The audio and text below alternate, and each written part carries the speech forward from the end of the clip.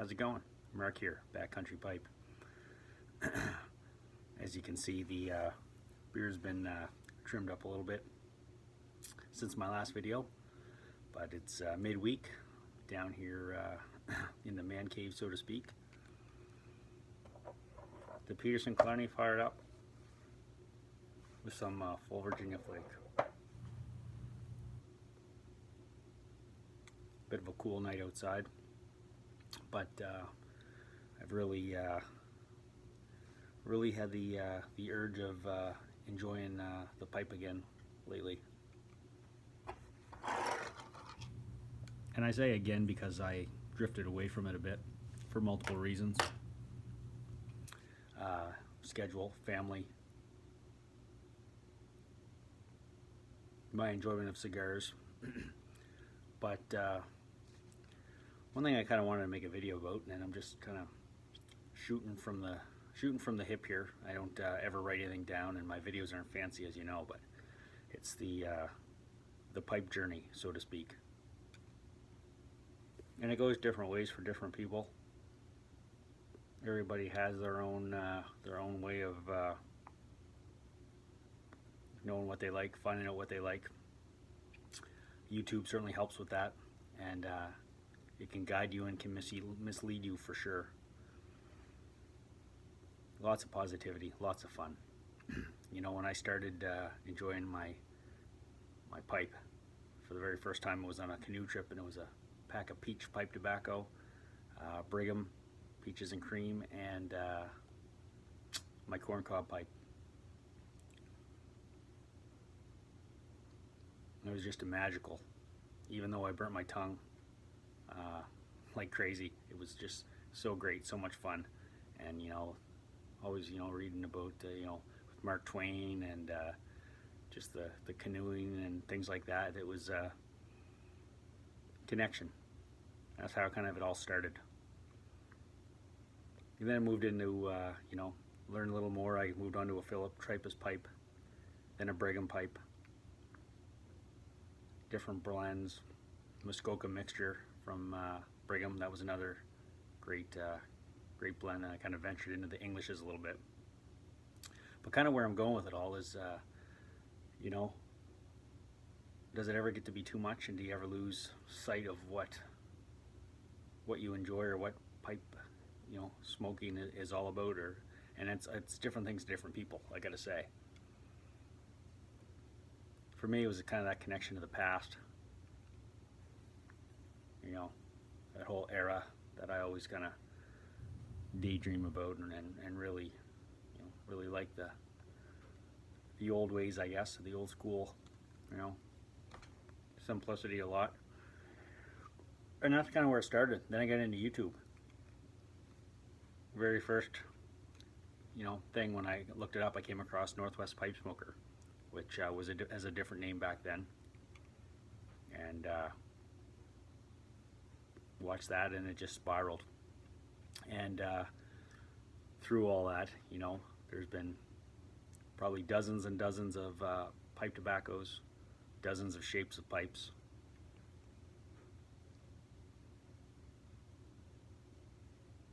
And I gotta say, through it all, I kind of lost my, I lost my way, but really I guess I did. I lost my way when it comes to pipe smoking. Some of it was influential through YouTube, and trends and things like that, and some of it was just the excitement of it all, and just moving too fast with everything. Aromatics, it was bad to smoke aromatics, or it was not bad, but it wasn't the thing to do. You wanted to get into the Englishes and the Virginias and the Orientals. And then with the same with pipes, different shapes pipes, big pipes, small pipes. I really had the fascination and interest with the BP Jum kind of before it was anything. And Tom kindly sent me a BP Jum and a Tom Howard, which I still have and still enjoy from time to time. And it was really close-knit. Boswell's Pipes Tobaccos, they took off. Boswell Pipes, Jake Hackards, it just, everything was on fire. I was on the bandwagon, hopped on all different shapes, pipes, different shape of pipes, sorry, and different pipe makers, different pipe tobaccos. You know, my all-time favorite was the McBaron Vanilla Cream, which I haven't had in some time now.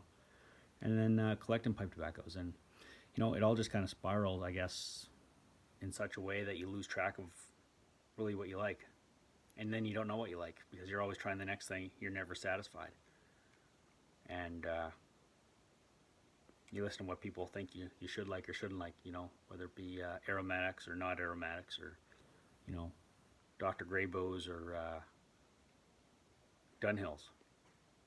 Such a big spectrum, you know. And when it really started for me, you know, it was kind of those classic, you know, the classic ways. You know, you see the pictures of the half and half and the Prince Albert and the Velvet, and you know, Dr. Greybows, and just that simplicity of the, you know, the working man or the sportsman that just went out and enjoyed his pipe and his tobacco. You know, probably smoked, you know, 2 or 3 blends, and you know, had a few pipes, and that was it. And that's what really got me involved in this, and that's what I liked.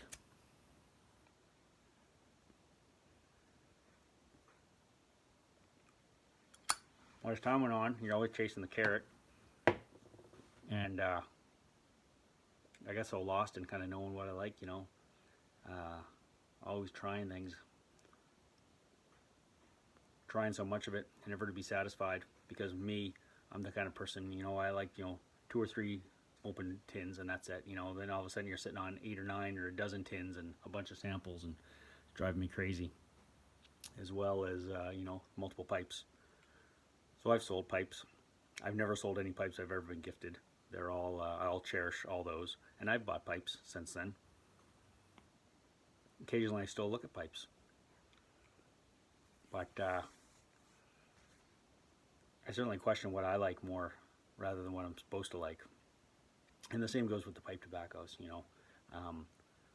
I talk about the, you know, the old codger blends, and back in the day, you know, the sportsmen that just went to their grocery store or drugstore or whatever it happened to be, and pick up some pipe tobacco. But they never had the internet back then. They never had that YouTube or pipetobaccoreviews.com or any of these options that we have now.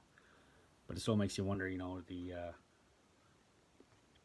the old guys back in the US or in Canada, you know, they were happy with their blends versus, you know, the old guys in Ireland or England or Germany or wherever it happened to be. They were happy with their blends. Less was more, variety was less. And of course, pipe smoking is probably more habitual back then than it is, you know, now, or at least for a lot of us here in the, you know, or in the pipe community. And I certainly lost track, that's for sure, you know. And then as time goes on now, I mean, many people sell their pipe tobaccos, and they're learning, you know, that the aromatics don't sell her well, or you know, even some of the latakias now, from what I'm hearing. And you know, people with pounds and pounds and pounds of pipe tobacco, and then you hear from, you know, some of the old school tobacconists like L.J. Paredes on a video I watched, and he couldn't understand the craze for you know, hoarding all the pipe tobacco. And part of that's to do, I believe, with tax increases and federal regulations and things like that. Because I mean, I know a tin of pipe tobacco here in Canada is probably about $60, and you can order from the U.S. and you get a tin here, even with the duty on it. If you get, you know, hit by the feds, you stole, it's cheaper than buying one here. Not to mention that in these parts here in Nova Scotia, the brick and mortar is pretty much a thing of the past. Government's killed it. But sadly, it's you know, it's a bygone era, and that's kind of what attracted me to pipe smoking and the hobby of pipe smoking. You know, don't smoke a pipe every day, and again, I got out for a while. Like I say, due to family and work and everything else just in life. Been enjoying it a lot more lately, and I'm kind of getting back to that. You know, 1 or 2 blends open or here and there, and just knowing what you like, and just really narrowing it down. And that's fine for people that want, you know, dozens and dozens of pipe tobaccos and, you know, hundreds of pipes. That's great. That's awesome. I wish I could be like that. But in my mind, I'm just not that person that can have, you know, hundreds and hundreds of blends all stocked up or cellared, and multiple pipes. And I do have multiple pipes, but, you know, if I had to go back and do it all over, I think I'd stick to probably about half a dozen pipes and 2 or 3 blends. And you know, if those blends that I enjoyed was, you know, whether it be an aromatic or a English or whatever it happened to be, just be happy with that and enjoy it, regardless of the influences. So I'm kind of going back full circle, and it's kind of humbling, but the biggest wake-up call of it all, or I shouldn't say wake-up call, but thoughts, it really is the fact that it's so easy to lose track when it comes to pipe smoking with something that should be so simple, you know. Chasing Boswell blends, that was so fun. I really enjoyed the Boswell blends, especially their aromatics. Then you're onto the Samuel Gows, and it's a whole exploring thing, but I really lost track of it. And I also wonder where some of the pipe presenters you don't hear anymore, have they done the same thing? Have people lost track of it sometimes because they get so deep in chasing the different blends and the different kind of pipes that it's no longer fun? You venture off course so much trying to know what you like that you kind of forget how you started, why you started, and I don't know, just some pipe thoughts. This video is getting long.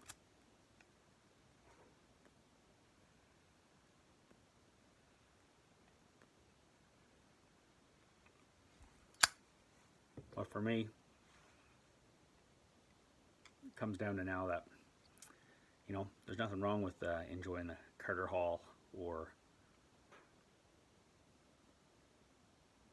Sale or Samuel Gowith or Dunhills or whatever it happens to be.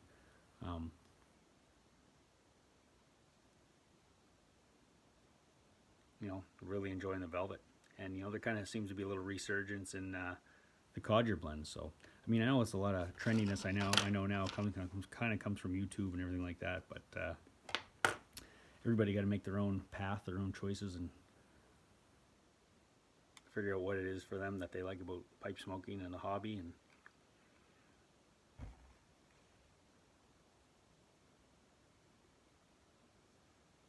kind of going full circle with it, I guess you could say.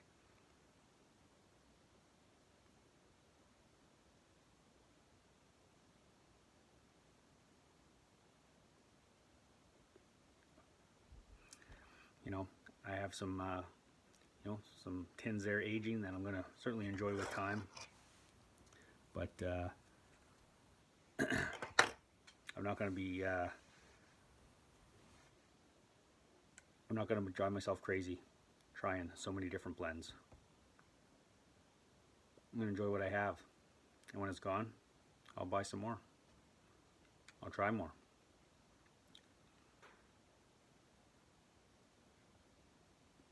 Anyway, just some pipe ponderance. This has gone 13 minutes now, and probably not everybody's watched this video, but or this whole video.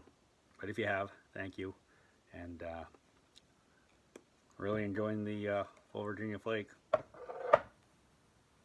as I work through the blends I have here and kind of narrowing down on what I have and getting back to that less is more. So with that, I hope you're all doing good. Thanks for listening to my ramble, and see you next time. Cheers.